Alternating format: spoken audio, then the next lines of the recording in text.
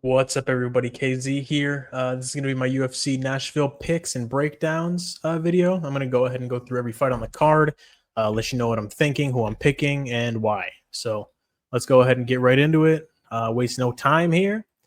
All right. So first things first, I'm going to go Fatima Klein, as I'm sure everybody is. I mean, you got to be a crazy motherfucker to go Melissa Martinez in this one. She's a massive underdog for good reason. Fatima Klein is well, she has good skills. She's got a good ground game. Melissa Martinez is kind of, just a decent kickboxer.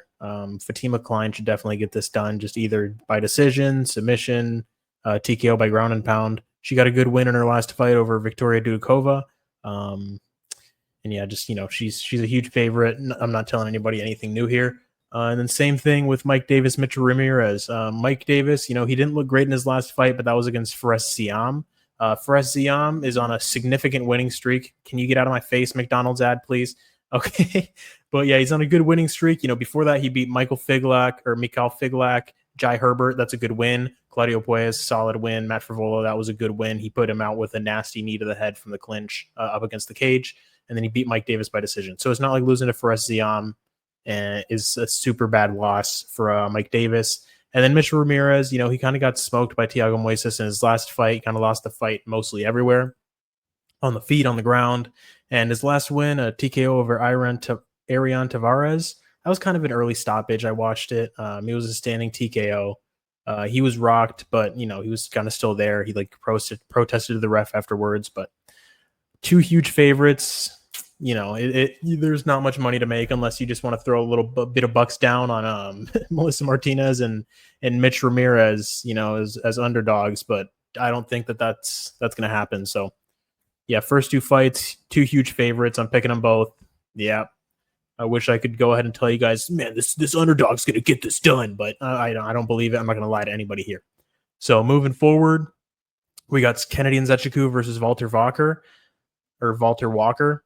And I don't know, man. I'm just going to have to go Kennedy Nzechukwu. I just feel like he's athletic enough to keep it on the feet. I always want to say like Walter Walker, like it's two V's. Walter Walker got a win over Dontel Mays, who is quite literally one of the worst heavyweights in the UFC roster. I don't even know if he's on there anymore. I think he got cut. And then Junior Tafa, who, up at heavyweight, he was just fat, couldn't get up off the ground. It is what it is. He heel hooked two of the worst heavyweights in the division. And I don't feel like Kennedy Nzechukwu is among one of the worst heavyweights in the division. He's athletic. He moved up from 205. So, he's in good shape. He's just a big ass dude.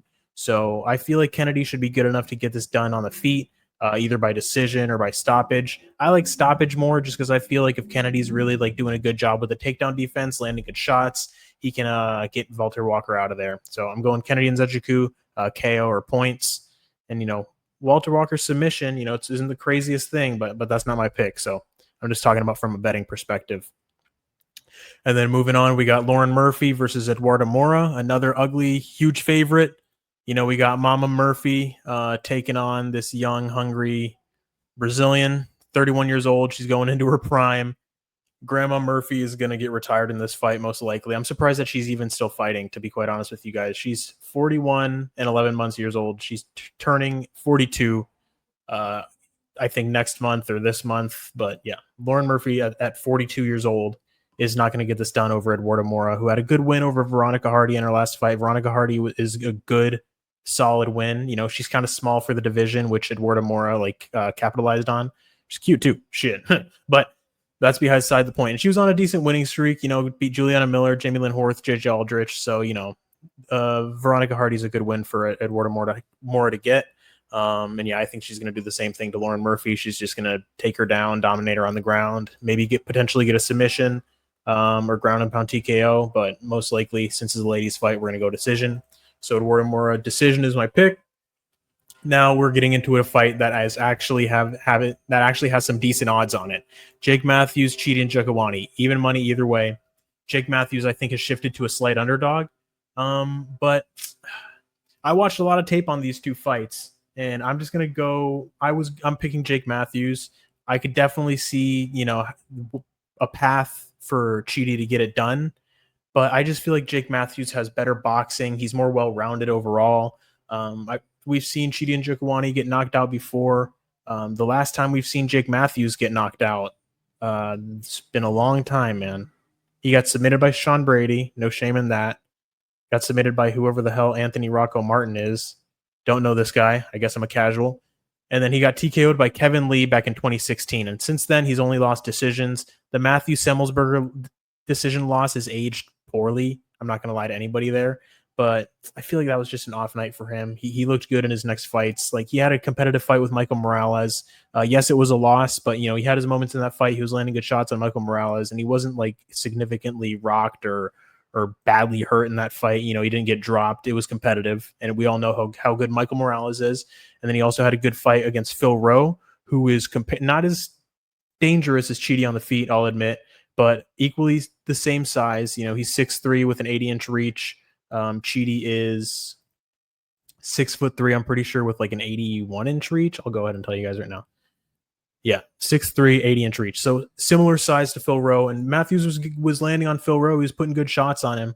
Chidi has a good kicking game. He can throw solid knees up the middle, good Muay Thai clinch, good front kicks to the body, good leg kicks, good head kicks. But I just feel like the boxing at Jake Matthews, he's going to be able to get into the pocket. He's good at closing the distance. He showed that against Michael Morales and Phil Rowe.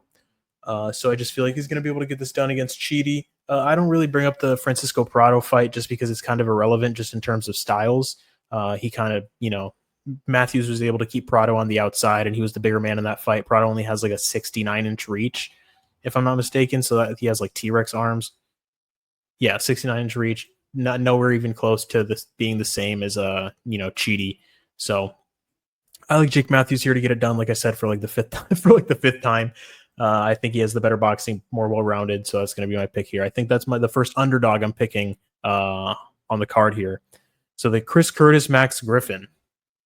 Max Griffin, I picked him in his last fight against Michael Chiesa. I thought that he was going to be able to keep it on the feet and just beat Chiesa up because Chiesa can't strike. And Max Griffin just did not open up with the striking, man. It was so frustrating to watch. As someone that picked him, I was like, what the fuck are you doing? Why are you scared to strike with Michael Chiesa?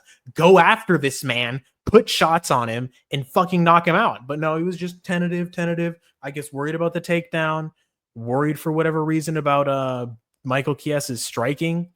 What the fuck? Court McGee had a better performance against Michael Chiesa than Max Griffin did. So I'm picking Chris Curtis. He's looked good in his last couple of fights. Yes, he's lost, but it was against like some really, really good fighters, and Roman Kopylov, elite striker, went to war with Brendan Allen.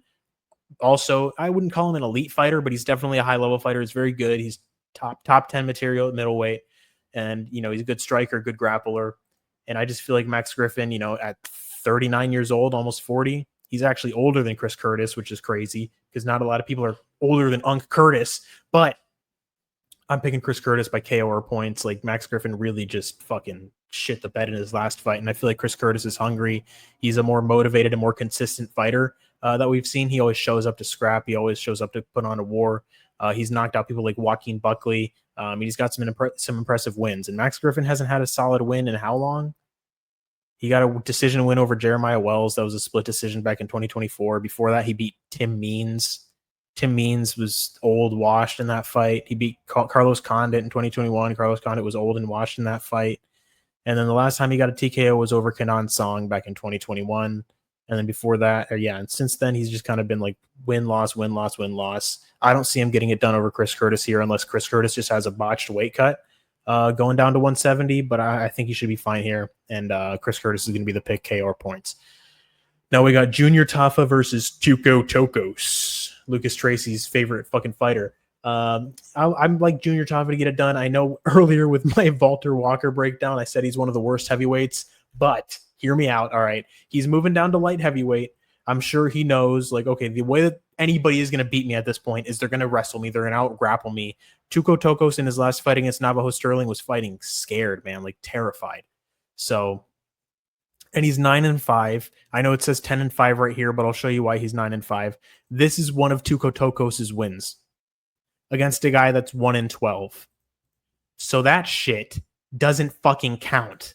Okay? If you have a win over a fighter that's 1-12, that shit's off your record. That doesn't mean anything. You beat a bum. Okay? You beat me up in the cage. All right? You beat a fucking YouTuber up in the cage. All right? It doesn't mean shit. All right? So I'm picking Junior Taffa to get this win. I feel like he's going to be able to keep it on the feet. He's been training hard. He looks like he's in good shape. I can go ahead and pull that up here real quick. Junior Taffa shape, so that you guys can go ahead and see what this dude's looking like. And of course, the page isn't available. All right. I just didn't want to be fucking around here looking for the picture. So there was Junior Taffa over at heavyweight, all fat, skinny fat. And then here he is, a light heavyweight to the right, obviously, you know, looking shredded, kind of got some visible abs there. He's been training hard. I'm sure that he wants to go ahead and get this win. I'm sure he's hungry, motivated. He's definitely hungry. He's definitely fucking hungry, cutting all this weight and losing all this weight. But so I think he's going to be able to get this done. He should be able to stop the takedown against Tokos, the smaller guy. Tokos 6'4". And yeah, man, he just did not look good against Navajo Sterling. He was scared to get hit.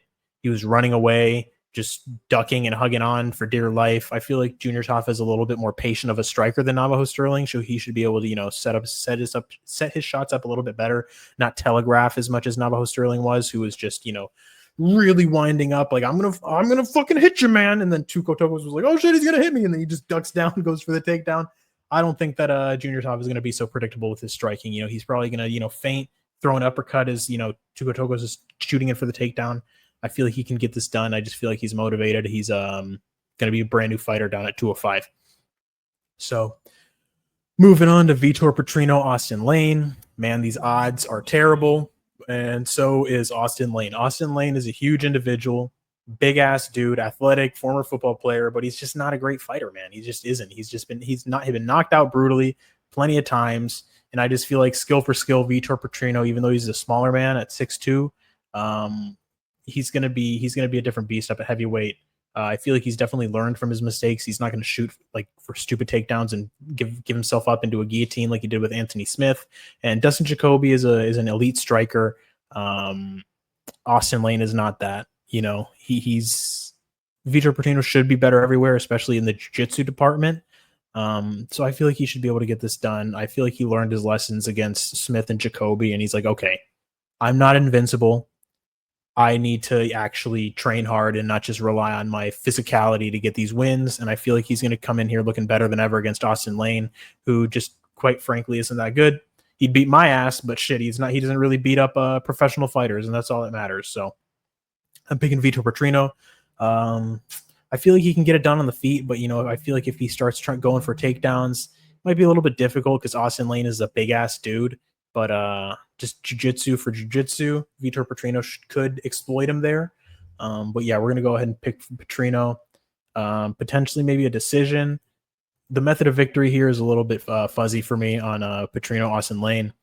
Maybe KO just because Lane is chinny. We've seen him KO'd plenty of times before by people that aren't super elite. You know, Mario Pinto, not bad. Jonathan Deniz, we saw him in his last fight against Alvin Hines, not looking great. And Justin Taffa in just a minute. So, you know, Austin Lane, very chinny, very hittable, very, you know, he's a meh fighter, you know. So I like Vitor Petrino to get it done. I feel like he's better than meh. And then Nate Landwehr, Morgan Charrier. Man, let me tell you guys, I fucking really wish that I could pick Nate the Train here because I love Nate Landwehr. He's the man. But I have to pick with my brain and not my heart, man. And I'm picking Morgan Charrier. I mean, Morgan Charrier is coming off that loss to Nathaniel Wood. Before that, he lost to Chepe Mariscal. But I feel like Chepe and Nathaniel Wood would both beat Nate Landwehr. You know, I feel like they would both maybe even TKO him, get him out of there. Maybe not Nathaniel Wood because he doesn't like to finish fights. He just likes to drop people and then lay on top of them and get control instead of going for ground and pound, which fucking pisses me off whenever Nathaniel Wood drops somebody. He did that. He did something similar against what's his name, Daniel Pineda. But yeah, I like Morgan Charrier. I feel like he's just better overall. He has decent striking. He's got decent wrestling. He's got decent grappling. And I feel like just over an aging Nate Landwehr, who did not look good in his last fight, he took a lot of damage against Doo Ho Choi. But it is in Nashville, so he's going to be motivated to put a show on in front of his people. So it might be a war. It might be a sick fight. But I just feel like Charrier is the better fighter here. He's, you know, 29 years old. He's solid. He's getting better while Nate is, you know, on the decline. So I'm going to go Morgan Charrier. And yeah, maybe decision, potentially a TKO. But Yeah, he's a good fighter, so I'm going to go ahead and pick him. I feel like he can get it done. Just over the declining Nate Landwehr. As much as I want Nate Landwehr to win, man, he's Nate the fucking Train, baby. San Antonio, take a look at this bicep. Fucking legendary shit. So if he wins, I'm not going to be mad. I mean, I'm going to be disappointed my pick didn't hit, but I'm going to be happy that Nate the Train won. But I got to pick as an analyst and not as a fan. So moving on, we got Calvin Kattar versus Steve Garcia. I'm picking Calvin Kattar here, boys. This is the second underdog I'm picking on the card. I just feel like Steve Garcia, his wins, man, are not over such high level competition. It really isn't. Just going through his wins, he got a win over Chase Hooper before Chase Hooper really like came into his own and learned how to fucking strike properly. You know, he just took advantage of Chase Hooper's greenness on the feet, beat him up bad, fucked him up. Shailan Nurdenbeke, relatively competitive until he got him out of there. Melquizael Costa. Melky Costa was just hugging onto him, just hoping he didn't get hit. And then eventually Steve Garcia broke free, just beat the fuck out of Melky Costa, and then just broke him. Got a knockout over Sung Woo Choi, who's hittable, been knocked out before.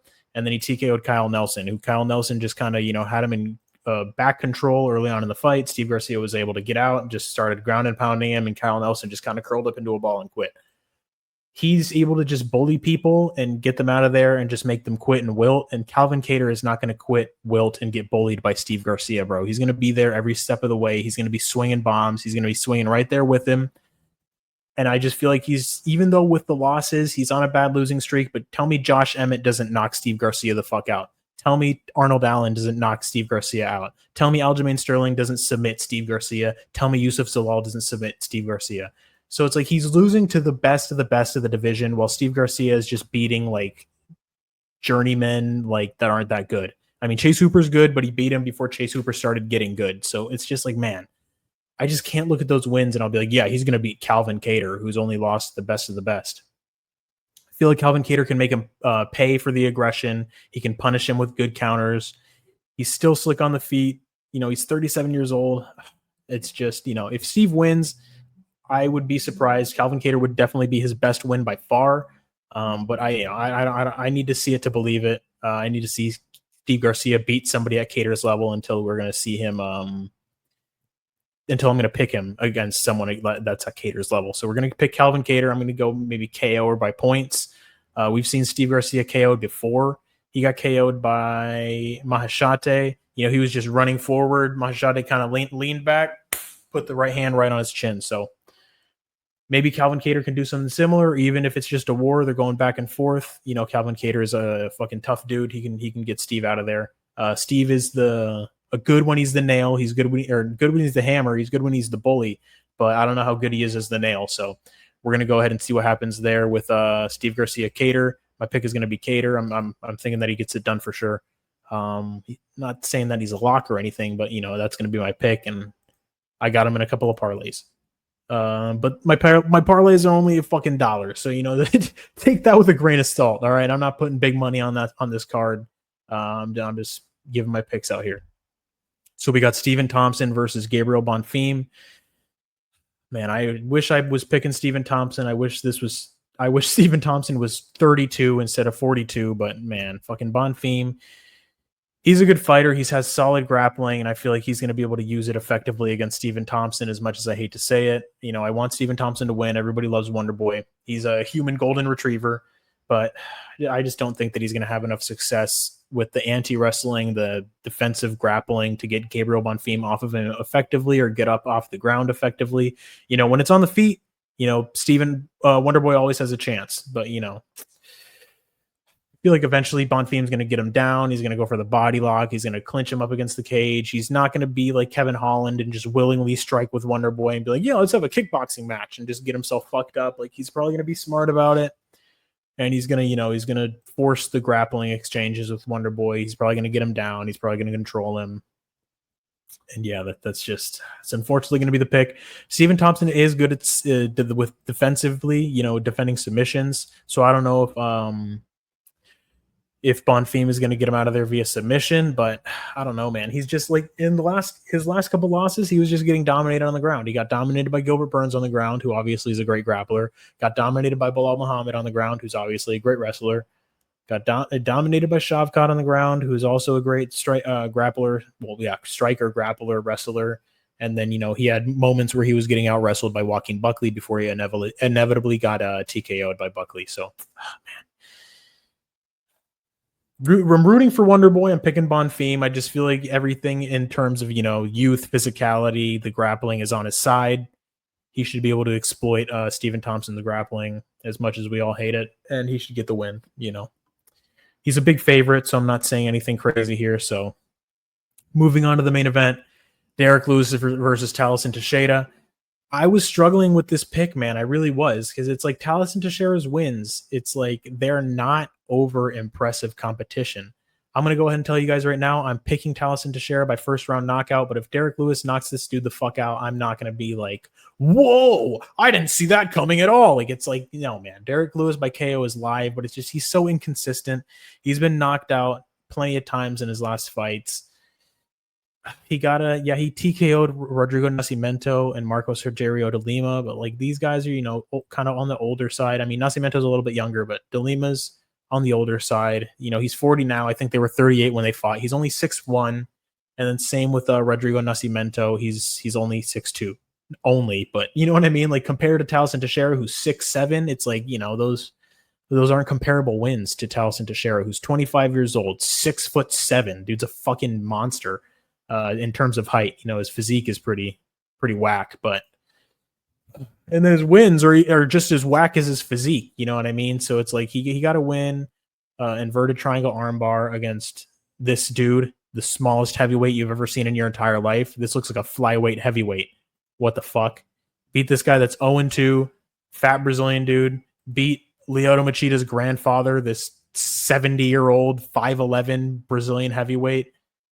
That's 1-2. It's like, bro, going through his record, it's just like you want to pick Derrick Lewis by KO. You want to. I wanted to, but it's like, fuck. I just feel like he's going to be good enough skill wise to stay on the outside, land precise shots. He's got decent power. It's like, look at these slobs that he's beating. He beat fat Brazilian Derrick Lewis, who's 4-16. The guy's a total can crusher. But he does have solid skills, even though he's beating, very low-level competition. This guy's 2-2. This guy's 2-3. Both named Fonseca. I don't know if these dudes are brothers or not. And then Arthur Lopez, 6-3. And Lopez got KO'd in his next fight after Teixeira, and this is who he got KO'd by. This fat dude. It's like, bro, he's beating and then Justin Tafa is his best win, and then Justin Tafa isn't like, whoa, my God, he beat Justin Tafa. So it's just like, bro, fuck, this dude's wins are not convincing enough to make me like, oh yeah, he's a lock. Like, he's not a confident pick, but I'm picking him by KO just because I feel like Derrick Lewis is inconsistent.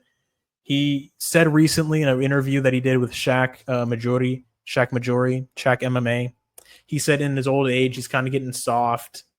And I don't know, man. I hate to hear that from a fighter, especially as he's going into a fight here. Derrick Lewis, 40 years old. Tallison Teixeira, 15 years younger. He's a lot bigger than Lewis.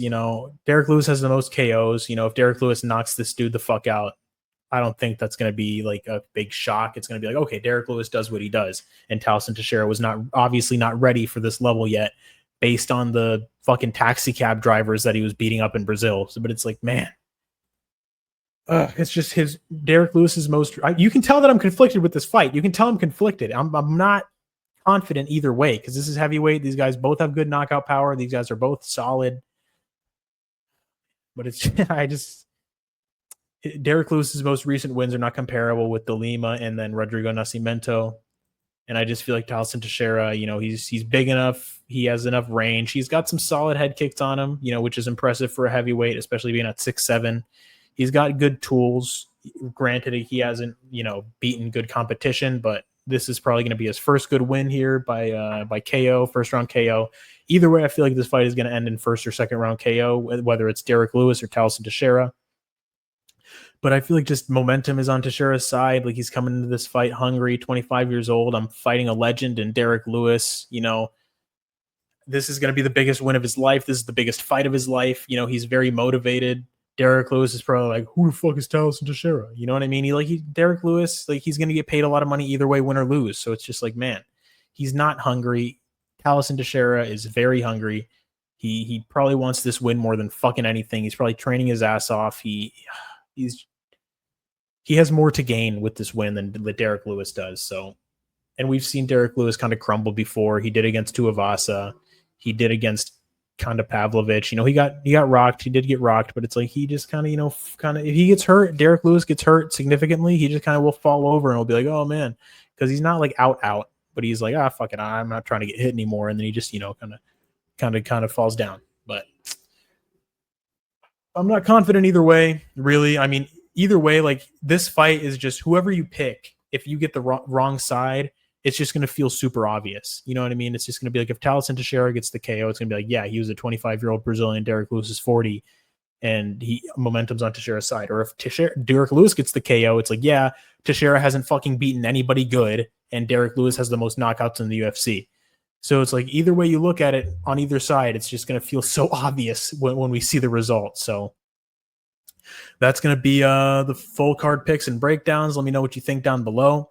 With this video, I try to be a little bit more, you know, energetic and, you know, a little bit, you know, show a little bit more personality in this one. Cause I was watching my other videos back and man, I was so monotone. So just like, this is going to be my pick. And this is, you know, I'm trying to be a little bit more lively for my people here, for my boys, for my dudes, and maybe the potential stray woman watching this for whatever fucking reason. Hello, lady. Doubt it, but yeah, boys, I appreciate everybody for tuning in. If you watched this far, you're the fucking man. Leave me a comment, leave me a like, subscribe, all that good stuff, and peace out. Looking forward to the fights on Saturday. Fuck yeah.